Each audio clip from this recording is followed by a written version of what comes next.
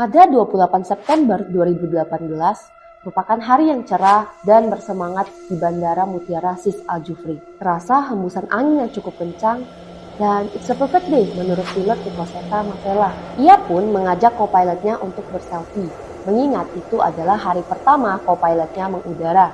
Namun, bagaikan petir di siang bolong, ketika pilot Ricoseta dan juga co-pilotnya sedang mempersiapkan hal-hal untuk lepas landas, tiba-tiba di dalam pikirannya muncul suara yang entah dari mana asalnya.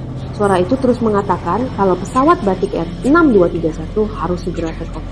Awalnya ia tidak terlalu menghiraukan suara itu. Namun ketika suara-suara itu terus memenuhi pikirannya, ia pun merasa was-was. Lalu ia meminta semua awak pesawat untuk segera menyelesaikan persiapan take off. Selfie dengan co-pilot pun dibatalkan. Sampai-sampai makanan yang sudah dibeli oleh para staf pesawat pun dibiarkan tertinggal di Palu walaupun sudah dibayar. Persiapan take off telah rampung. Semua penumpang sudah duduk di kursi masing-masing.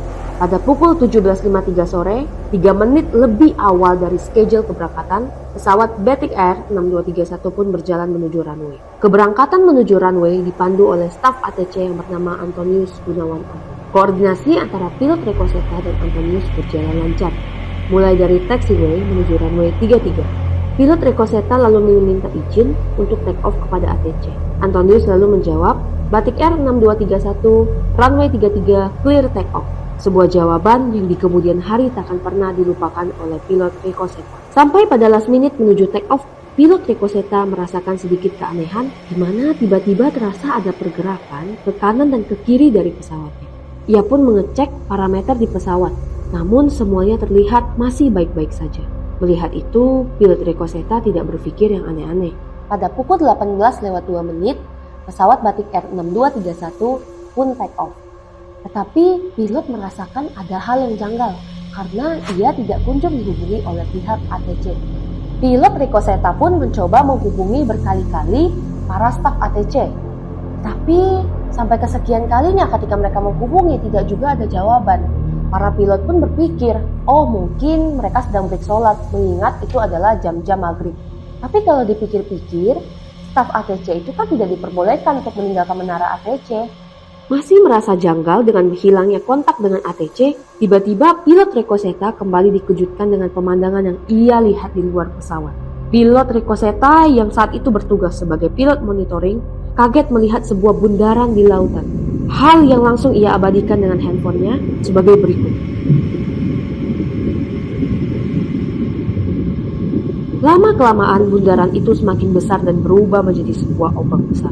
Pilot pun makin curiga dengan apa yang terjadi di pantai Donggala.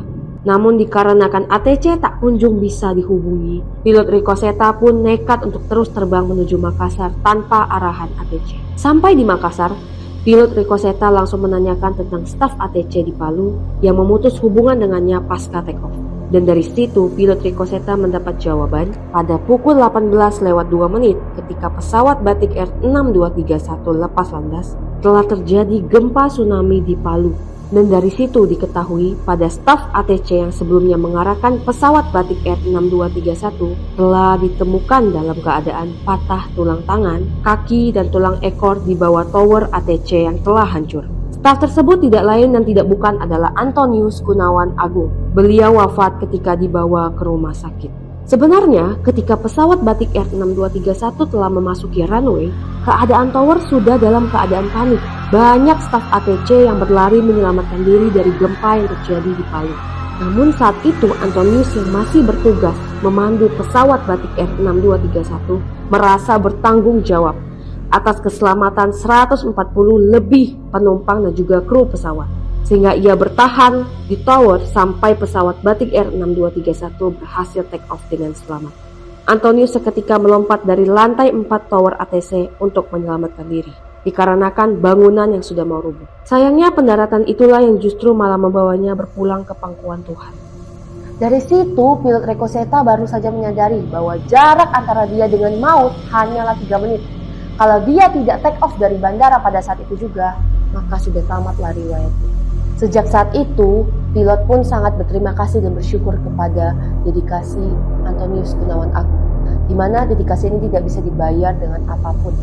Dan sampai saat ini, pilot Ricoseta Mavella masih tidak mampu menyimpulkan dengan logis asal muasal dan bisikan-bisikan misterius itu yang saat itu memintanya untuk take off.